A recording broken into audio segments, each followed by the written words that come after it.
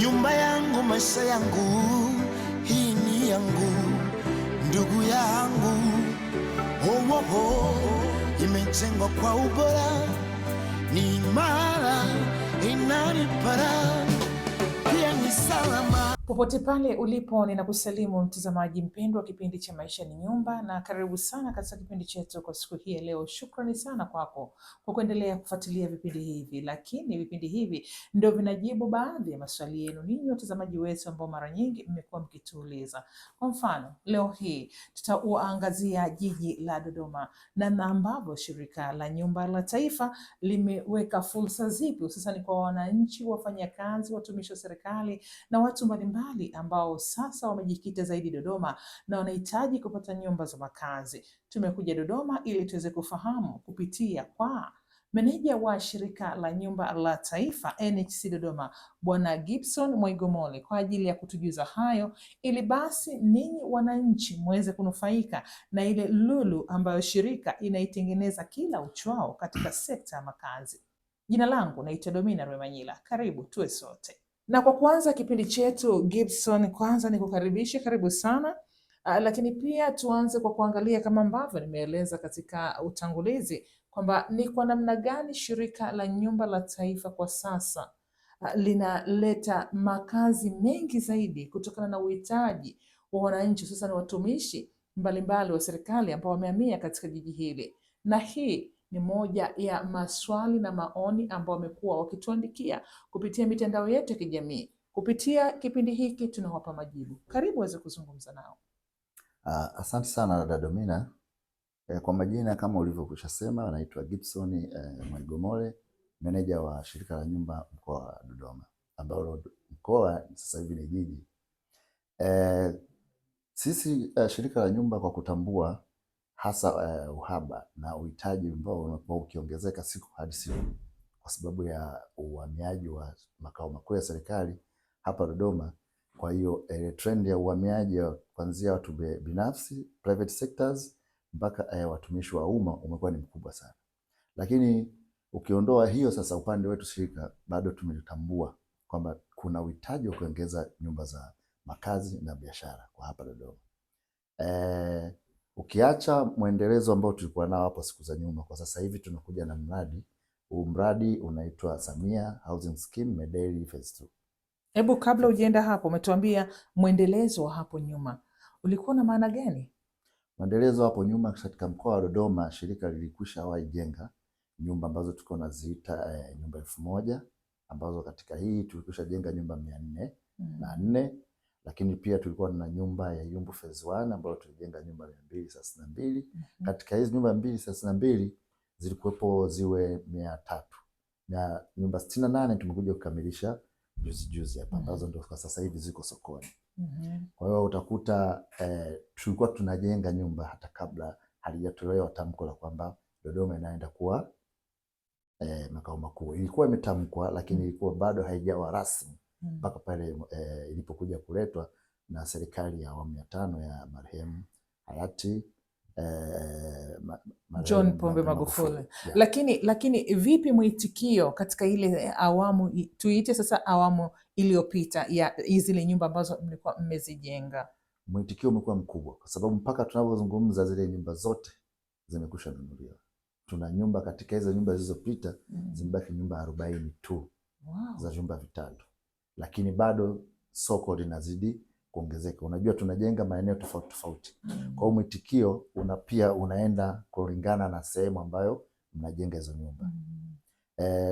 Kwa mfano kwa sasa hivi tumekuja na huu mradi ambao nimeutaja wa Medeli, Samia Housing Scheme Medeli. Huu mradi ni mradi ambao tunajenga nyumba 160. Katika nyumba 160, kila block litakuwa lina nyumba 32. Ni nyumba ambazo zinakuwa na ghorofa, na ni nyumba hizi ambazo zinakwenda kwenye G+7. Kila block ina nyumba 32 kama nilivyokushasema. Mpaka hapa tunapoongea mablock matatu yapo kwenye mazungumzo na taasisi. Yes. Mablock mawili tuliyaweka sokoni. Dada Domina, hapa tunavyoongea yote yamekusha pewa watu ambao wanahitaji. Kwa maana ya kwamba huwa tuna utaratibu wetu wa kuweka 10% ya bei tunayouzia. Tayari watu wameshaweka hizo pesa na ni list ambayo wengine wanasubiri ni kubwa mno, lakini tunawaambia watu wote wawe tunasubira, kwa sababu pia bado tunaendelea na mradi mwingine ambao unakuja upo Njedengwa.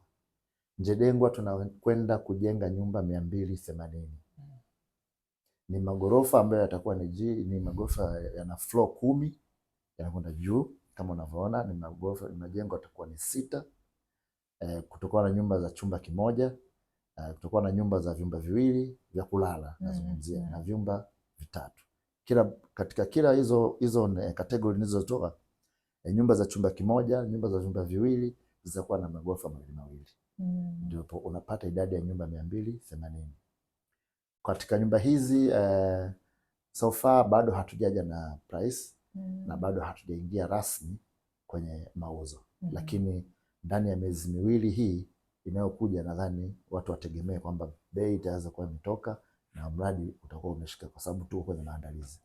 Asante Gibson, lakini kwa kuangalia tu namna ambavyo mmeuleta huu mradi wa Samia hapo Medeli na kwa jinsi ambavyo umeweza kuchangamkiwa kwa kiasi kikubwa sana, unadhani hii inaashiria nini hususani kwa shirika? Hii inaashiria dada Domina, kwanza customer loyalty, watu wanaliamini shirika. Sisi mara nyingi kila tunapokwenda kufanya miradi yetu mara nyingi inakipiliwa sana. Hiyo peke yake inaonyesha kwamba watu wanaliamini shirika. Lakini pia wingi wa uhamiaji, yani ongezeko la uhamiaji wa watumishi katika mkoa wa Dodoma ni mkubwa mno. Kwa hiyo uhitaji nao umekuwa ni mkubwa, ndio maana unaona mradi wetu haujaweza kukaa sokoni kwa muda mrefu. Watu wanaliamini shirika, watumishi wanaamini shirika, wafanya biashara wanaliamini shirika, wafanya kazi wanaliamini shirika, taasisi mbalimbali zinaliamini shirika. Yeah. Na sasa tunapolitazama jiji la Dodoma na uhitaji namna ambavyo umekuwa mkubwa sana, mipango na mikakati ya NHC hususan wewe ukiwa kama meneja ni ipi kuhakikisha ile imani ambayo wako nayo wananchi kwa shirika lao la nyumba hapa nchini, basi na wao wananufaika kwa kiasi kikubwa na kuwa wamiliki wa nyumba ambazo zinajengwa na shirika la nyumba la taifa katika jiji hili la Dodoma? Mikakati yetu ni ile ile ambayo tunaendelea nayo, lakini tunaendeleza kuongeza ubunifu hasa katika miradi ambayo tunakuja nayo. Imani ya taasisi na serikali kwa shirika kama tulivyokushasema hapo nyuma ni kubwa, na ukiangalia kwa Dodoma tumekusha jenga sisi, kwanza ni wakandarasi class 1. Kwa hiyo kwenye nafasi ya ukandarasi zipo taasisi zinatupa kazi za kuwajengea majengo ya ofisi, zipo mpaka serikali ilishawahi kutupa tujenge majengo ya wizara katika mji wa serikali Mtumba. Pale tumejenga majengo ya wizara 8, lakini pia sisi ni washauri kwa hiyo tukapata kazi ya ushauri katika majengo ya wizara 2.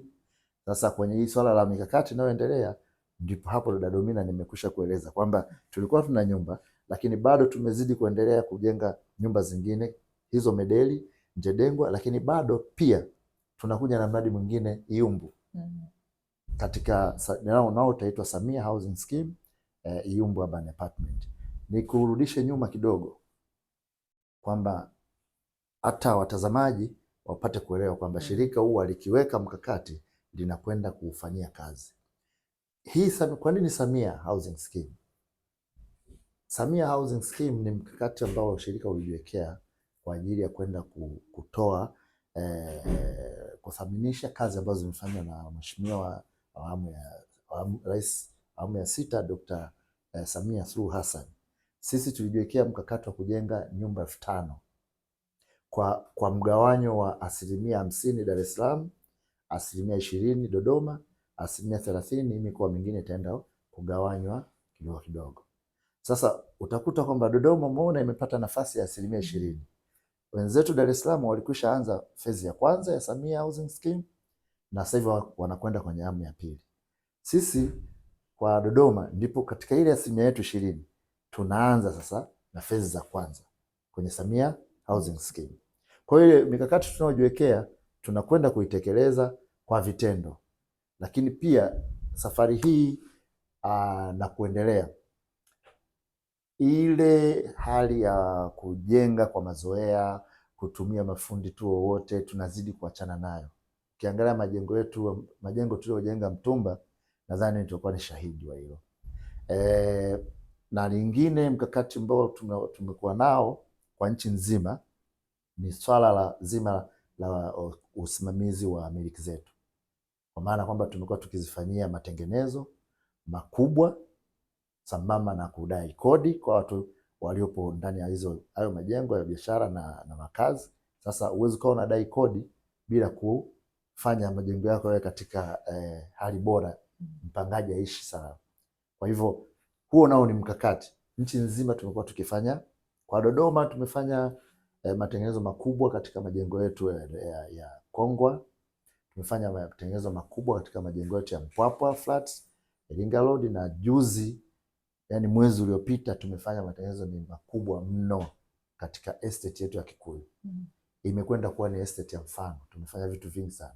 Aha. Sasa ukiangalia awali nyumba ambazo zinamilikiwa na Shirika la Nyumba la Taifa kama ambavyo baadhi umezitaja, na huu miradi unaokuja huu ambao umekwisha anza hususani katika eneo la Medeli, wa Samia Housing Scheme hapa Dodoma, tofauti ikoje kati ya nyumba ambazo zinajengwa kwa sasa na zile ambazo zilikuwa zimekwisha jengwa awali, lakini pia kutofautisha hata na Samia Housing Scheme iliyojengwa jijini Dar es Salaam, utofauti wa majengo haya na nyumba hizi, kipi kinaongezeka, kipi kinapungua?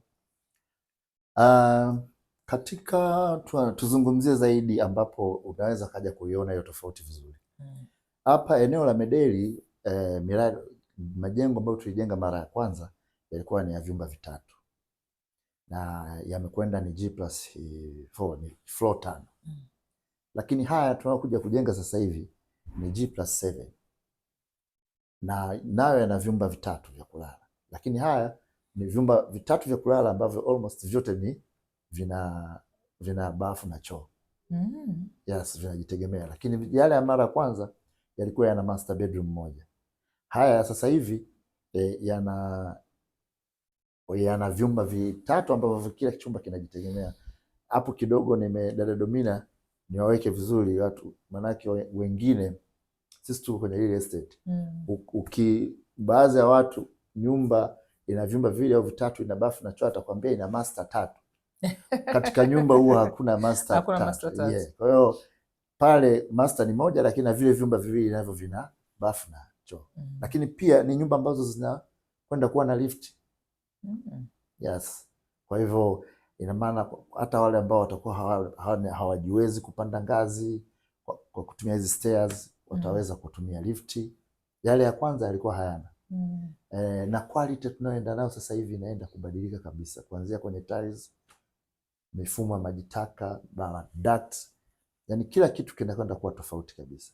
Utofauti huu ambao unausema, mtazamaji angetamani kufahamu, walau kwa ufupi uweze kumwelewesha, ili hata tunapozungumzia miradi hii tunampa picha halisi ya kuweza kufikiri ama kuona kumbe hizi nyumba zinakwenda kuwa hivi na hivi na hivi, ili hata na yeye anapotamani, kama alikuwa anatamani awe na nyumba ya aina fulani, basi anasema Shirika la Nyumba la Taifa limeweza kutimiza kiu niliyokuwa nayo. Una maana kwa maana kwamba kwenye ubora au kwenye utoshelezi wa mahitaji yake? Yes. Kwenye utoshelezi wa mahitaji yake tumejaribu kuangalia sana soko la watu wanahitaji nini. Nyumba inayohitajika mara nyingi ni nyumba ya vyumba vitatu, japokuwa kuna ongezeko kubwa sana la watu ambao ndo wanaenda kuanza maisha. Kwa hiyo tulichokifanya, kuna baadhi ya miradi Medeli hakuna nyumba viwili na chumba kimoja, lakini kuna baadhi ya miradi tumekwenda kugusa mpaka kwenye chumba kimoja.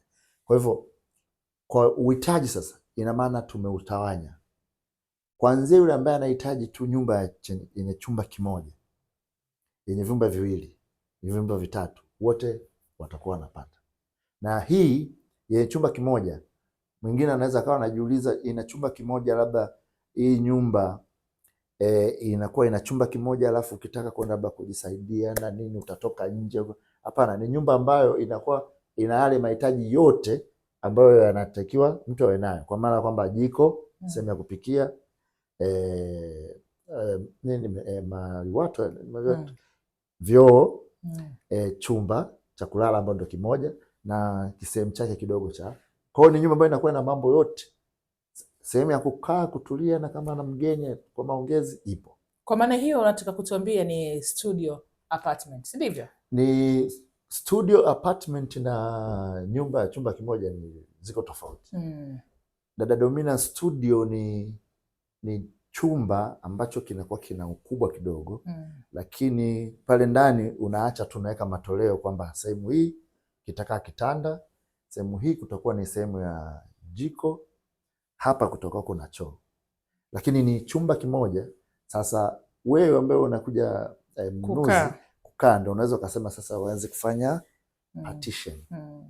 Partition zile light, uweze kutumia labda kuta, tofali na nini, unaweka tu bodi za kawaida na nini, unatumia eneo lako.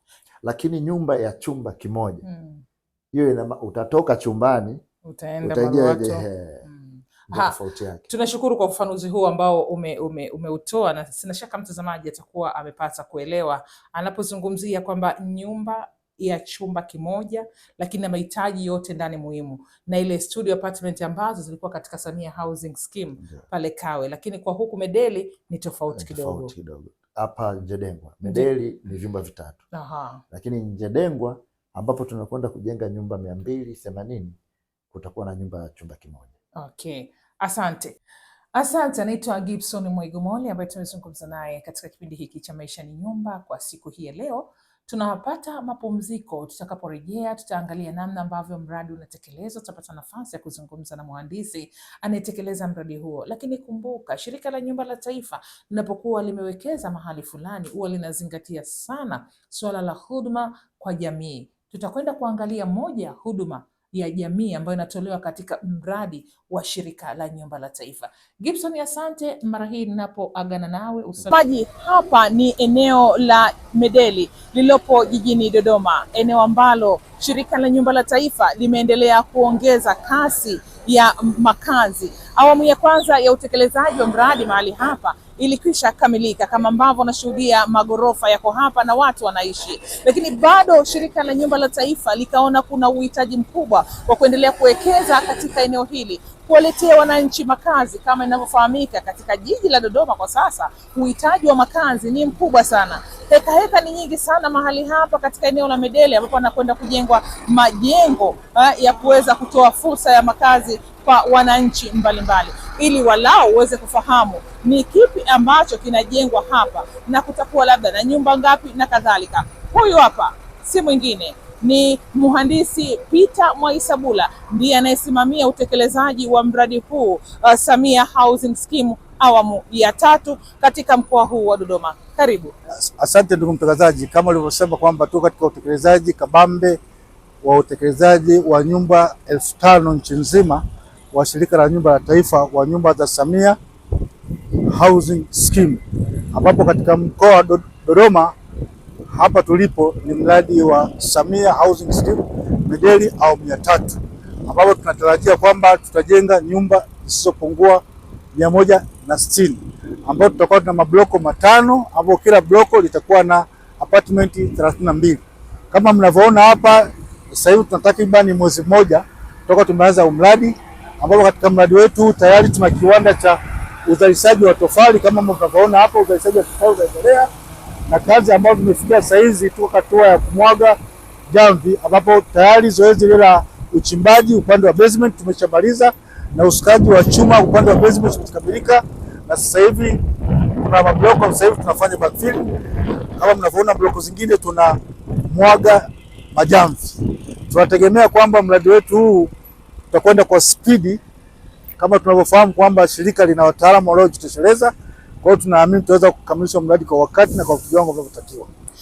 Naam, kama ambavyo umemsikia mhandisi Peter Mwaisabula, moja kati ya wahandisi ambao wanasimamia utekelezaji wa mradi huu Samia Housing Scheme awamu ya 3. Nyumba 160 zinakwenda kujengwa katika eneo hili sehemu tofauti tofauti hapa Medele, na tayari swala la mauzo limekwisha anza. Changamka ewe mwananchi, tembelea ofisi za shirika la nyumba la taifa popote pale nchini uweze kumiliki nyumba ambazo zinauzwa katika mradi huu wa Medele Samia Housing Scheme awamu ya 3. La ziada hatuna. Kutoka Medele jijini Dodoma, mimi ni Domina Remanyila wa NXC. Na mtazamaji, tunaendelea kama ambavyo umewasikia wahandisi namna ambavyo wanatekeleza miradi mbalimbali katika jiji hili la Dodoma, lakini sasa imefika wakati tumetembelea katika eneo la Iyumbu. Utakumbuka kwamba shirika la nyumba la taifa katika eneo hili lilitekeleza mradi wa nyumba nyingi tu za makazi, na nyumba hizi zote zimekwisha nunuliwa, lakini kwa kuzingatia uhitaji wa huduma mbalimbali za kijamii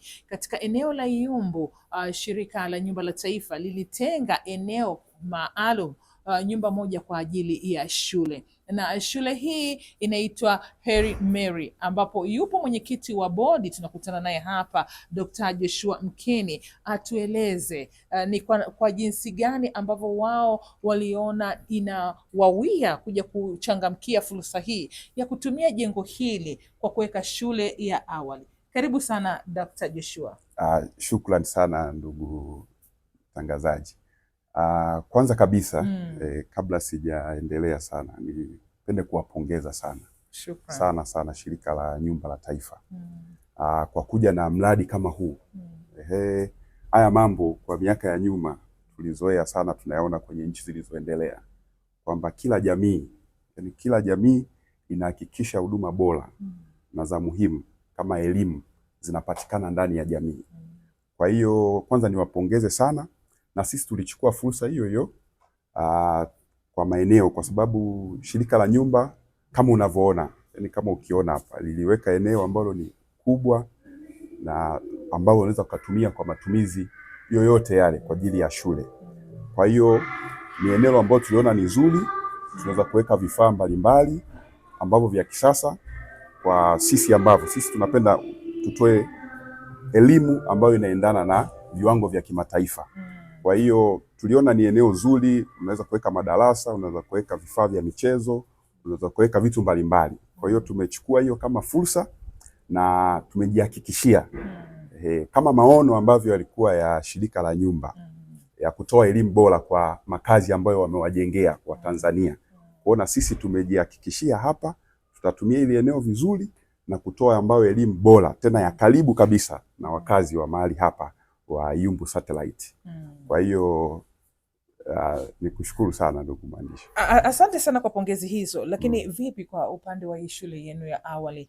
Ni umetuambia kwamba utaratibu huu mara nyingi tumezoea kuona nchi za wenzetu kwamba kunakuwa na estate na ndani yake kunakuwa na huduma mbalimbali za kijamii kama ambavyo NHC imefanya. Jamii inayoishi katika eneo hili la Iyumbu lakini na maeneo ya jirani watarajie nini kutoka kwenu, hususan katika sekta ya elimu? Okay. Kwa sisi hapa ni kuhakikishie kwamba tunachokitoa hapa Heri Mary kwa namna fulani ni tofauti sana na sehemu nyingine, kwa sababu sisi hata ukiangalia vision yetu kubwa, yani yale maono yetu makubwa ya kuanzisha hii shule ni kuhakikisha tunatengeneza watoto wa Kitanzania ambao watakuwa na uwezo wa kiushindani pamoja hata na mataifa. Yani wakitoka mtoto hapa Heri Mary baadaye labda akaenda Marekani au akaenda Ulaya au akaenda Australia au akaenda hata South Africa, popote ana uwezo wa ushindani kisoko. Na ndio maana hata hapa ukiangalia kwa sasa hivi, yani tumeanza tu lakini tumeanza na program. Kwa mfano sasa hivi ndio kwa kuanza tunafundisha Kiswahili, tunafundisha watoto Kiingereza, lakini tunafundisha watoto pia Kifaransa. Kwa sababu ni lugha pia ambayo inatumika sehemu mbalimbali. Sehemu nyingine unakuta watumii Kiingereza, wanatumia Kifaransa, na mbeleni tutaongeza na vitu vingine. Lakini pia ukiangalia hata walimu ambao tumewaweka hapa, shule inaanza lakini walimu wengi ambao tunawaajiri hapa ni walimu ambao ni wazoefu na wamefanya kazi kwenye shule za international. Kwa hiyo wana uwezo wa kuweza kufikisha hii vision yetu iweze kuwafikia watoto. Na kwa kusema hicho pia ukiangalia pia muundo wetu sisi wa program ya hao watoto hasa hao awali wanaoanza, tunatumia mfumo mmoja unaitwa Montessori. Yani tunafundisha zaidi kwa vitendo, ambacho hichi huwa kinawajengea zaidi watoto kwenye ubongo wao, kina activate ubongo, wanakuwa na uwezo wa kufikiri, wanakuwa hata hisia zao pia inawajengea. Kwa hiyo hao ni moja ya mambo machache ambayo tunafanya ya tofauti na kuwawekea watoto kuelekea kwenye yale maono yetu. Naam, mtazamaji, na hayo ndio ambayo tumebahatika kukuletea kwa siku hii ya leo katika kipindi chetu cha Maisha ni Nyumba. Kimekujia kutoka jijini Dodoma katika utekelezaji wa mradi wa Samia Housing Scheme.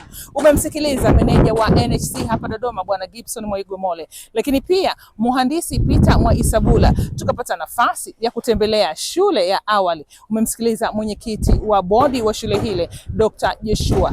La ziada hatuna. Kwa niaba ya mtayarishaji mwenzangu wa kipindi hiki, mimi ninayekuaga naitwa Domina Remanyila.